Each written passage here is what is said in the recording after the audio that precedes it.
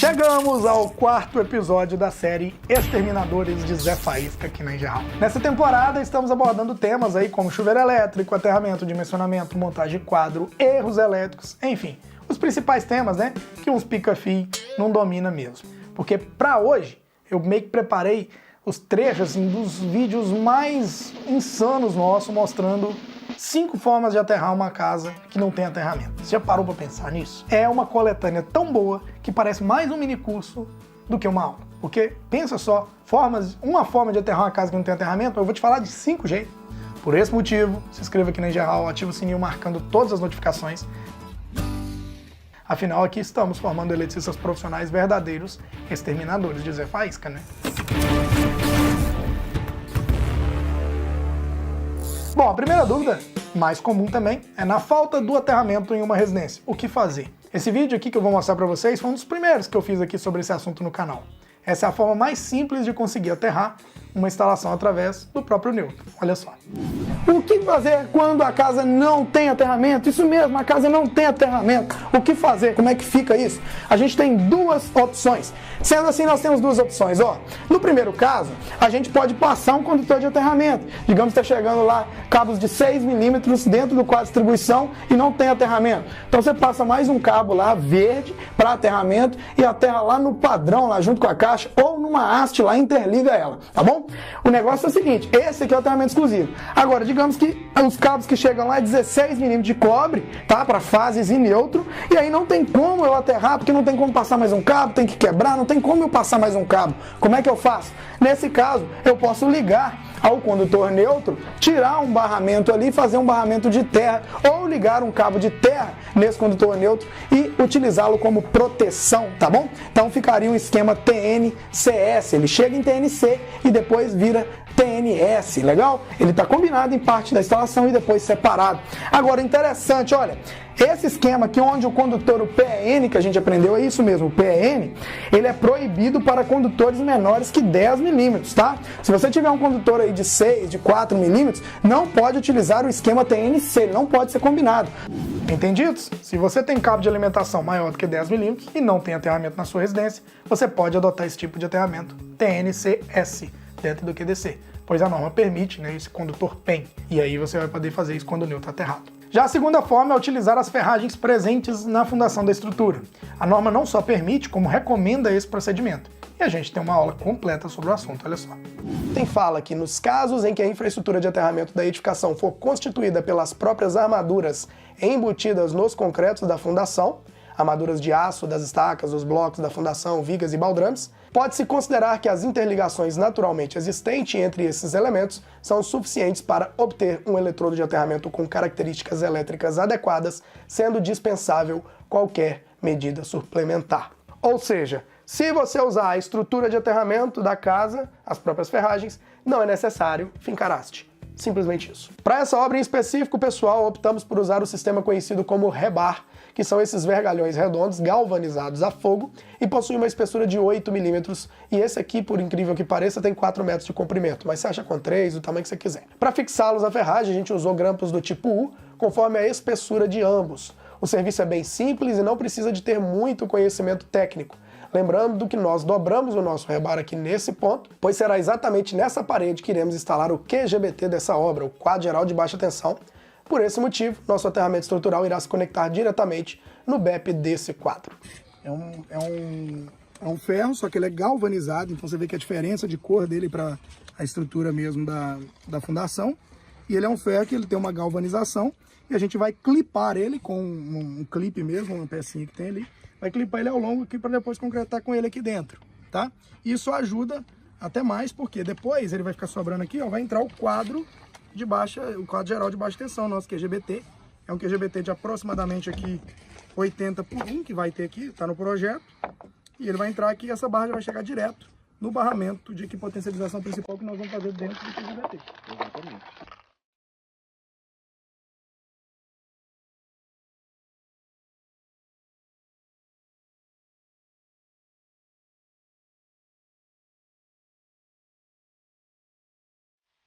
Meus queridos, sem dúvida usar a própria estrutura do imóvel como aterramento é a melhor opção.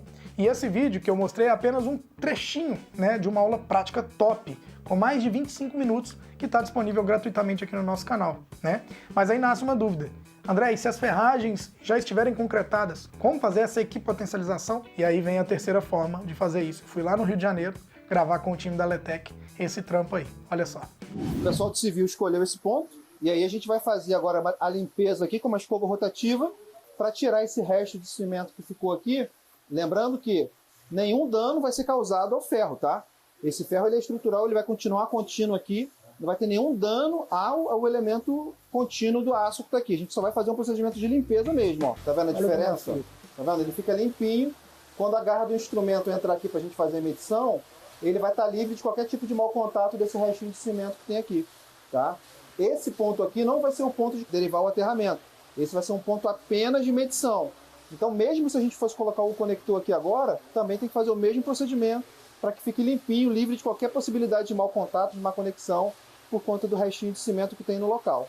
Então, esse é o processo de acesso ao aço que a gente faz para fazer medição e também, no caso de conexão, para botar aqui o conector de derivação para ficar aqui, né? O conector de inspeção, que pode conectar o cabo de cobre também, ou você pode fazer uma derivação aqui com rebar, enfim. Léo, explica um pouquinho mais pra gente aí, qual que é o equipamento que você está usando e como que está sendo feito esse teste, o padrão de teste que você está usando. Esse equipamento aqui é um micromímetro de 10 amperes, tá?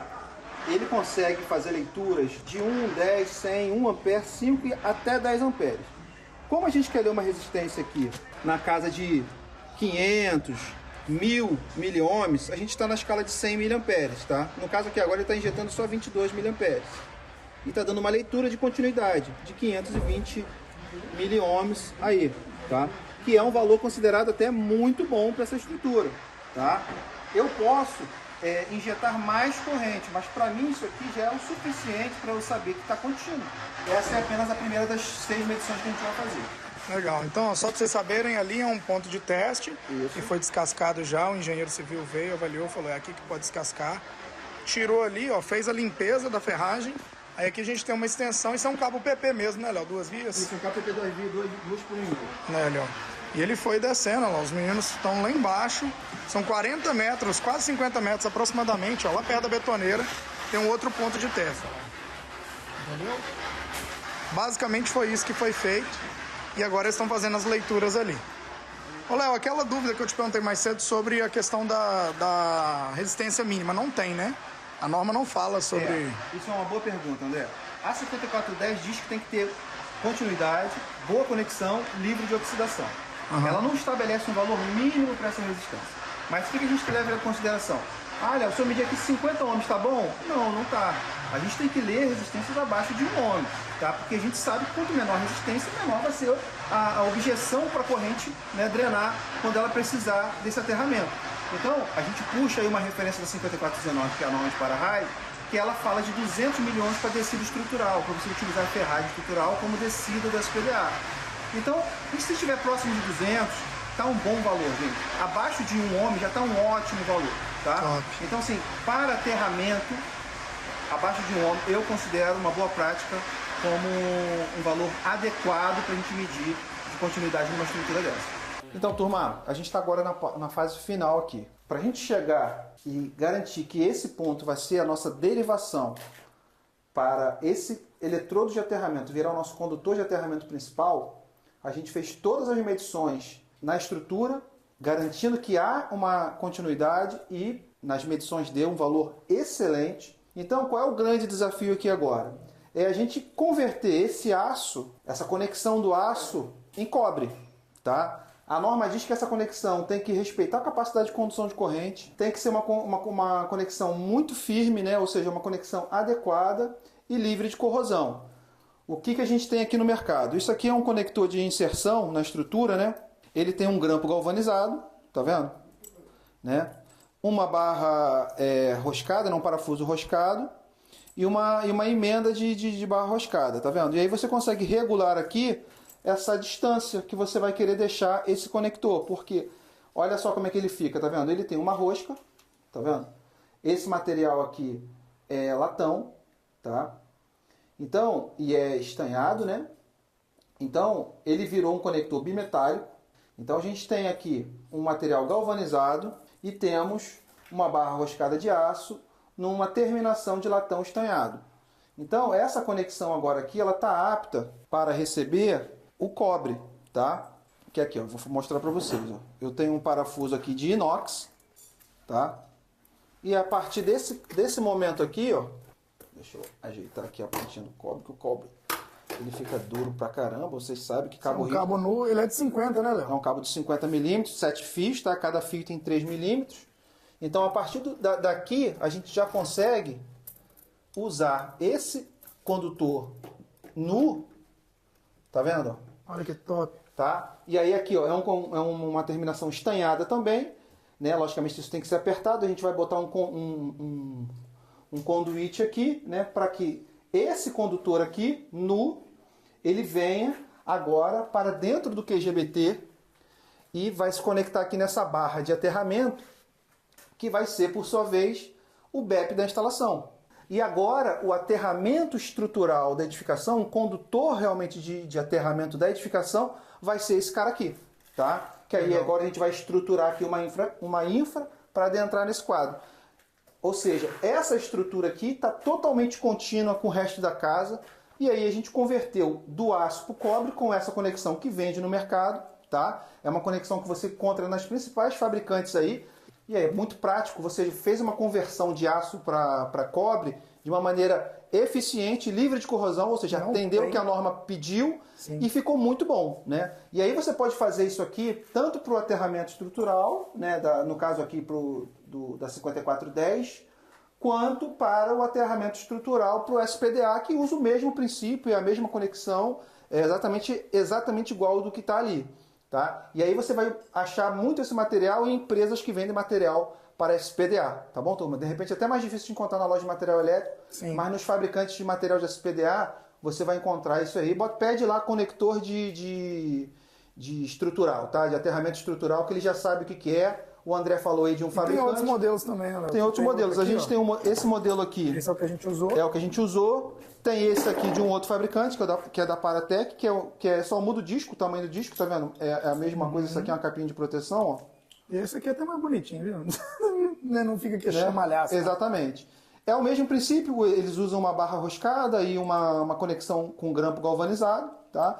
E aí você pode também fazer essa conexão, Marcão, cadê o... Aqui, ó. Você pode fazer essa conexão com rebar, tá? Você bota 2 grampos também lá no rebar, tá vendo? Isso aqui é um rebar galvanizado, também vendido tudo isso aqui, turma, na loja de material de SPDA. Você conecta aqui, tá? E aí aqui você pode sair com um conector split bolt bimetálico e conectar o cobre aqui também. Top. E aí você escolhe da melhor maneira o material que você vai ter, lembrando que a norma é bem clara, a conexão tem que estar firme, respeitando a capacidade de condução de corrente. Essas bitolas aqui desses tamanhos, desses aços, está na tabela 51 e 52 da 5410, para aterramento da 5410, e na 5419, nas tabelas que estão lá, que agora eu não me lembro exatamente de cabeça, depois a gente coloca aí no vídeo, mas para você respeitar as conexões em termos de qualidade, durabilidade e capacidade de condução de corrente. Bom, nós vimos então 3 formas de resolver em diversas situações, mas aí nasceram algumas dúvidas, né, sobre o uso do neutro, sobre equipotencialização, e aí vem uma 4ª forma de melhorar a proteção, é usando o DPS, né, mas aí que tá, né, nós podemos usar o DPS quando não temos aterramento? Pega mais esse trecho de aula técnica aqui. E a resposta, novamente, é sim, nós podemos utilizar o DPS mesmo se a edificação não tiver um aterramento de proteção, usando apenas o aterramento funcional, que vem através desse cabo PEN, o PEN. Beleza, cara, tá visto, né? Mas existe um jeito certo de ligar esse DPS quando a gente não tem aterramento? Eu ensinei também, olha só. Então eu vou mostrar para vocês as formas corretas de instalar o DPS nessas 2 situações, tanto com aterramento do tipo TNC, quanto do tipo TNCS.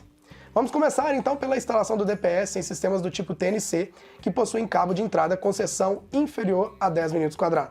Primeiro instalamos o disjuntor geral, depois da saída do disjuntor geral derivamos um cabo para o DPS. Agora, da saída do DPS, ligamos ao barramento de neutro que vem do padrão, tá? Então liga diretamente no neutro aqui. Agora vamos instalar o DPS em uma situação, uma instalação cujo sistema de aterramento seja o TNCS. A gente aproveitou o cabo PAN e derivou depois em diante. Novamente, nós precisamos começar pelo disjuntor geral, Da saída do disjuntor geral, nós derivamos um cabo para o DPS.